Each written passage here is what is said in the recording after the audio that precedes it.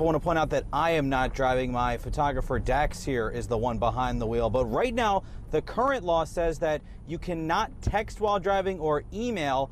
But law enforcement officers say that is hard to enforce. They often can't tell if you are actually texting on your phone while driving. And so that's why some advocates want to see that law changed to say even if you have your phone in your hand while driving, you're breaking the law.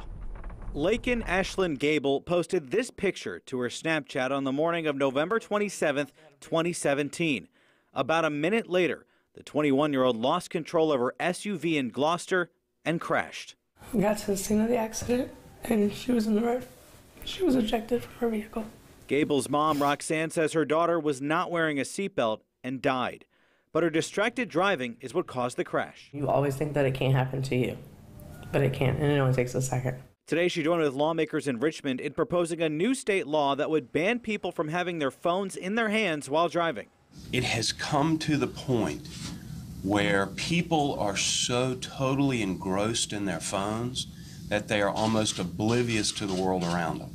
And that's just a really dangerous recipe on the highway. The current law says you can't text and drive or check your email, but law enforcement officers say that's hard to enforce. You can still hold your phone for other reasons, so it's really a challenge for them to be able to tell if you're actually texting.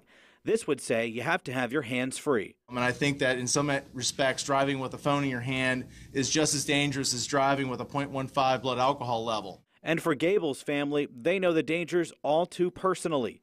Lakin left behind a son who's just a toddler, now growing up without his mom. If she would have known the risks that she was taking, she wouldn't have done it. Her son meant way more to her than a Snapchat sent to whoever. Now, this law has been talked about before, but last year lawmakers could not reach an agreement on the specifics, so it did not pass.